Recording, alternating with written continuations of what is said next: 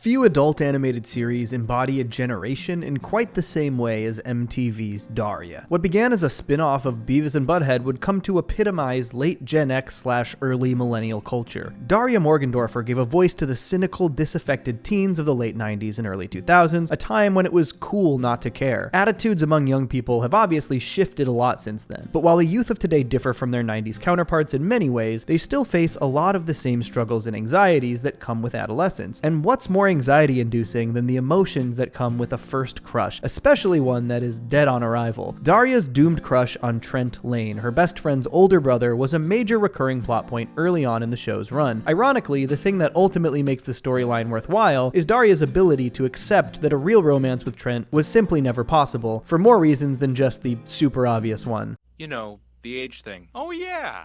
But first, today's video is sponsored by Aura. How many times have you read the headline, "Massive data breach from trusted company X"? I mean, the answer for everyone should be way too many times, and some don't even get the media coverage they should. Like 2024's National Public Data Breach that exposed nearly 3 billion public records used for background checks, including full names, addresses, birth dates, phone numbers, even social security numbers. This breach affected a friend of mine, and they genuinely had zero idea where to even start to protect themselves. That's where Aura can help, and there are so many ways Aura's tools can help. With their data broker opt-out program, they can remove your personal information from data brokers that sell your info to identity thieves and scammers. Further identity theft protection can monitor your personal data and inform you about potential identity theft. Their financial fraud protection can alert you within minutes of credit file compromise. Plus, many more everyday tools like a VPN, antivirus software, password managers, and 24/7 support. And Aura gives this all to you at one affordable price. If you want to make sure you and your family aren't vulnerable to data breaches and brokers, go to aura.com/cellos to try 2 weeks for free, which is enough time for Aura to determine if any of your data has been exposed already. That link again is aura.com/cellos. Try Aura today.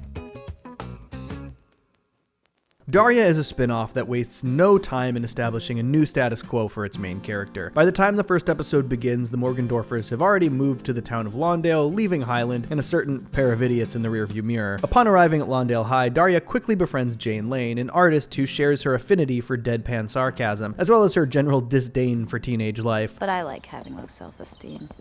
Makes me feel special. In the very next episode, we're introduced to Jane's older brother, Trent, who drives the girls to a party. Right off the bat, you can see that this man is basically every Gen X stereotype rolled into one. He's an unemployed slacker who plays guitar and probably hasn't changed his clothes in days. Trent goes on to make several more minor appearances as season 1 continues, and the show starts to hint that Daria may have a bit of a crush on him. How about you, Daria? Hey, Daria. Hi. Now, today, it's easy for us to scoff at the idea of someone like Daria, a very smart girl with a lot of potential, swooning over a guy like Trent, an obvious burnout with no real direction in life beyond his terrible band. But this was the 90s when grunge was king, and people were just kind of into that back then, young people especially. But that's the thing. Trent is about 21 years old at the start of the show, while Daria is only 16. So, yeah, let's talk about that before we go any further. Obviously, it goes without saying that this kind of age gap with a high schooler is a non-starter. Typically, that's going to be a pretty gross dynamic involving an older manipulator, and fortunately for this show and this video, that is not really what's happening with Daria and Trent. Sure you don't want to crash? A high school party? Please.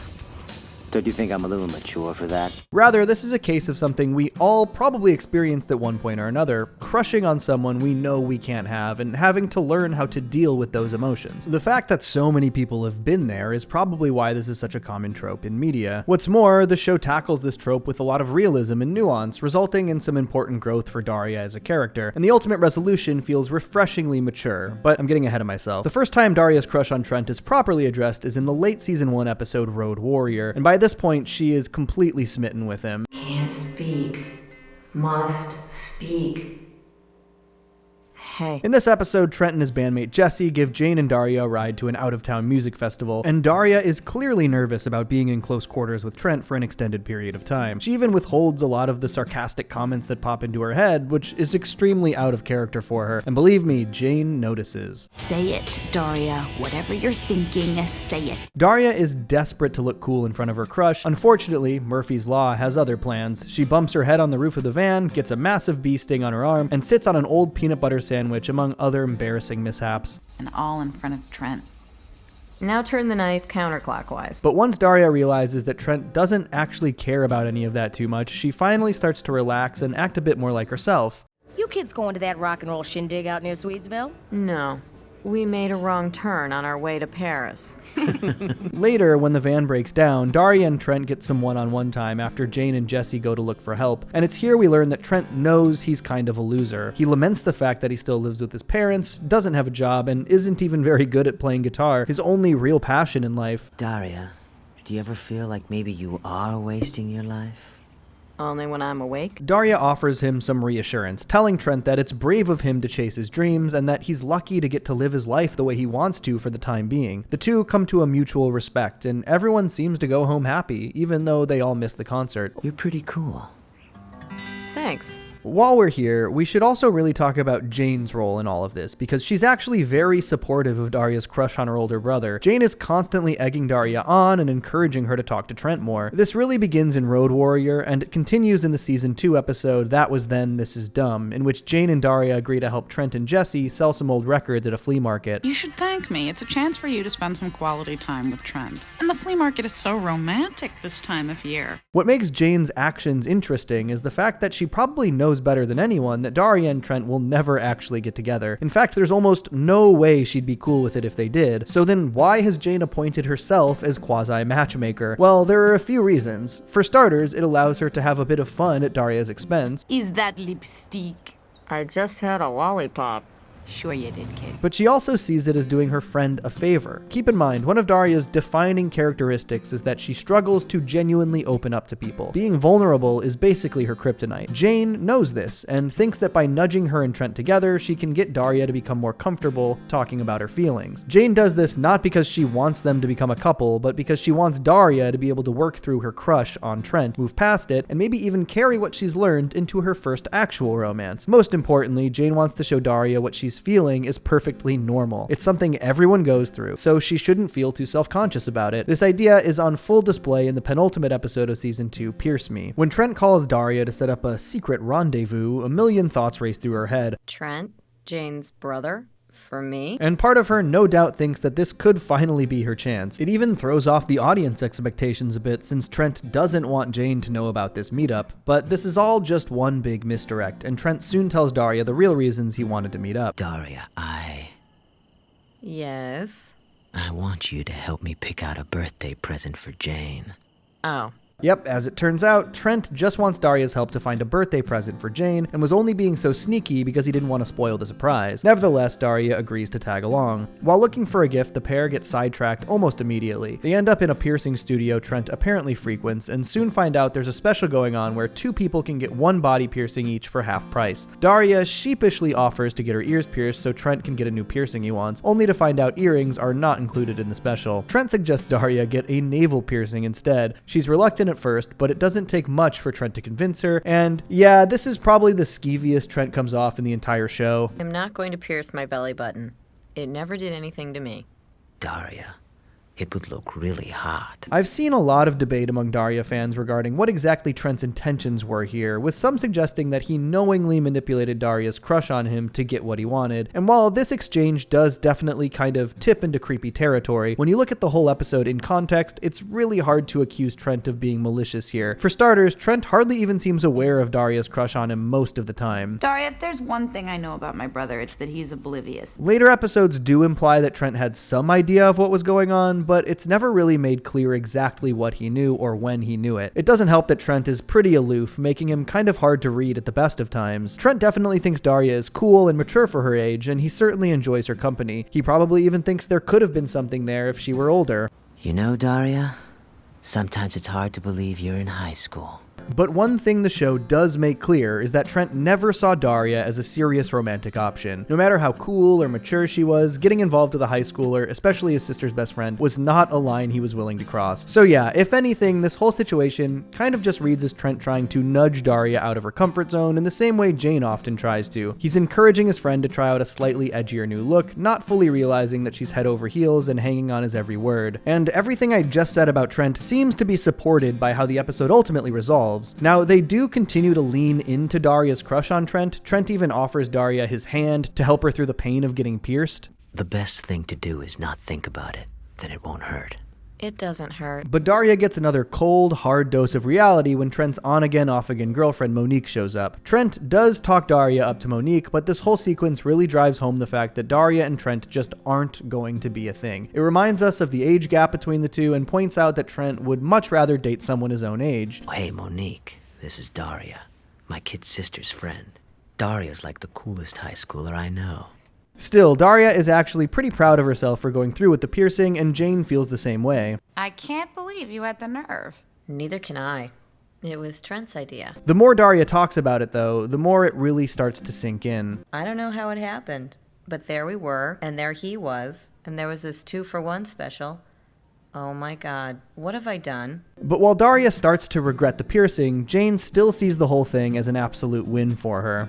Don't you get it, Daria? You did something stupid for a guy. Gee, you may join the human race after all. This really exemplifies what I was saying about Jane earlier. She's basically telling Daria, hey, you have a crush, you did something dumb because of it, and that's okay, it happens. I don't think any less of you for it, and you shouldn't think any less of yourself for it. Daria eventually goes home and takes out the piercing when she can no longer stand the itching. She only plans to leave it out for the night, but when she tries to put it back in the next morning, she finds that the hole is already closed up. Daria worries what Trent will think if she finds out she's not pierced anymore. She even makes Jane promise not to tell him, but he overhears the whole conversation, and to the surprise of no one, Trent doesn't really care. So your piercing closed up? It was an accident.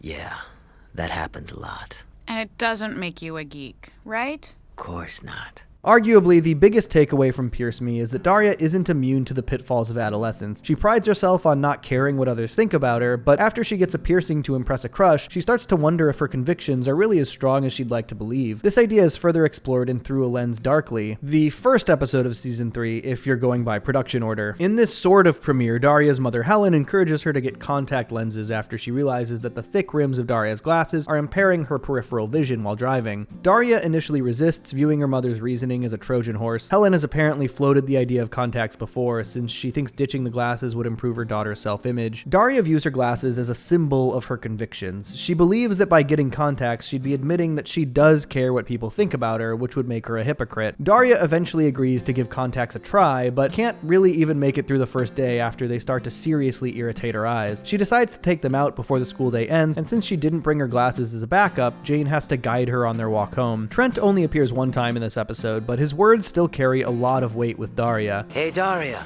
Looks good.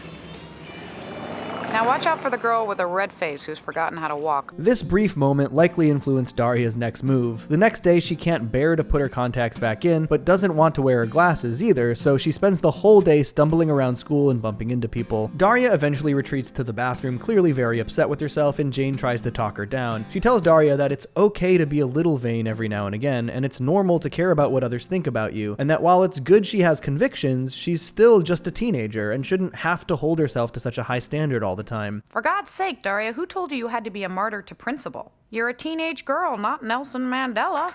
He wears glasses. As for Trent, his involvement in this episode is pretty minimal, but the fact that it's such a perfect companion to Pierce Me really makes it feel worth mentioning. Let's get back on topic though. This story reaches its climax, if you can call it that, in the episode Les Miserables. Good title. When Jane and Trent's other siblings all descend upon their house at once, Jane flees to the Morgendorffers. Trent tries to stick it out a bit longer, but soon follows suit, and Daria's reaction to the idea of Trent staying overnight is pretty much exactly what you'd expect. Trent, would you like to stay here tonight?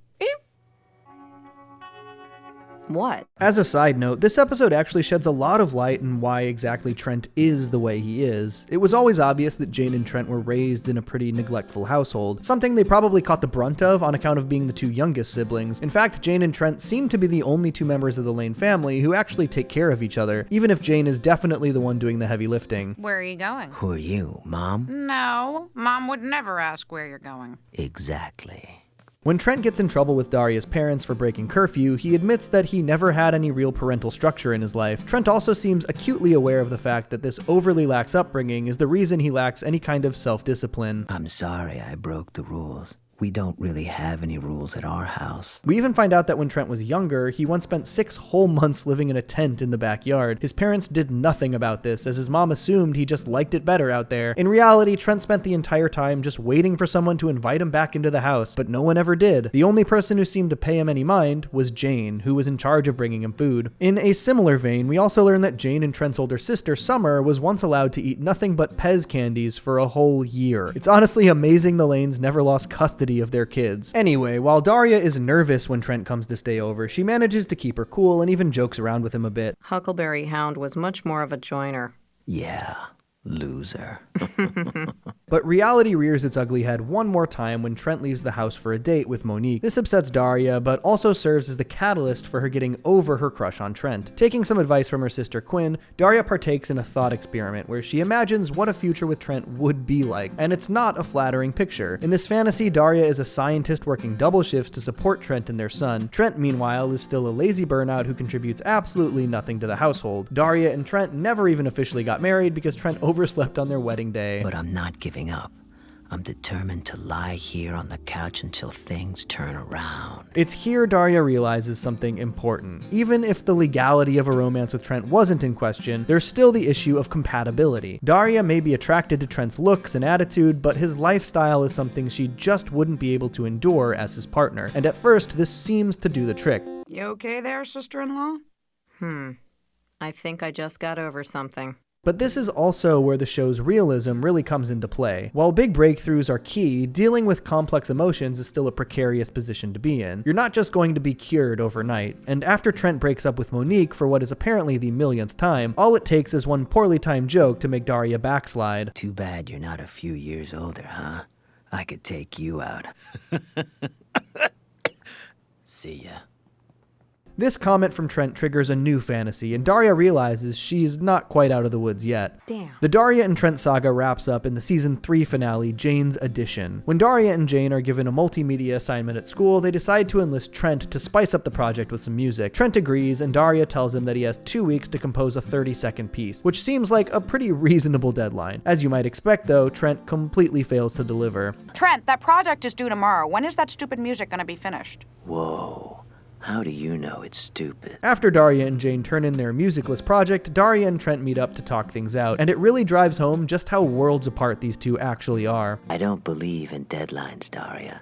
They stifle creativity. Trent does apologize, and we get a pretty interesting piece of meta dialogue here. I guess it wasn't such a great idea for us to get together on this. No, I guess there was no way it could have worked out. Trent is talking about the project here, but this is also the writer's way of telling us that Daria's crush was doomed from day one. Daria and Trent were never going to become a couple, nor should they have. And the more Daria got to know Trent, the more she realized that. I always kind of felt you understood the way I think. I do, Trent. I do. Daria ultimately forgives Trent, who gives her a kiss on the cheek before the two part ways. Daria watches Trent walk out the door, finally able to let her crush go. It's super common in fiction and real life to have an older, unattainable crush. And because these often exist purely in fantasy, it takes real maturity to wonder whether you'd actually be compatible with that person. It takes even more maturity to admit that you wouldn't be. And it's only by finding that maturity that Daria is finally able to move on from Trent. If Daria and Trent had met a little later in life, they might have tried dating, but unless Trent had seriously altered his lifestyle by then, there's almost no way it would have lasted. Daria probably would have gotten sick of his shit immediately. But while a romance with Trent was never meant to be, this whole experience was still crucial to Daria's growth as a character. She needed to learn these lessons, and just like Jane wanted, this no doubt prepared Daria to navigate a real relationship. Little did either of them realize Daria was going to be put to the test a lot sooner than she thought. Hi, Daria. Folks, thanks so much for checking out my first Daria video. This is actually written by Noah Dominguez. He's a great writer, and you can check out some of his other work in the link in the description. Thanks for tuning in, and stay tuned for more. Peace. I stay mellow watching Johnny Two Cellos. He talks cartoons, he's a really cool fellow. He keeps you posted on adult cartoons. If that's what you're into, then grab a spoon and a very big bowl of your favorite cereal. Feels like Saturday morning cartoon material. Johnny Two Cellos, watch him on YouTube. Now enjoy this groove and bust a move.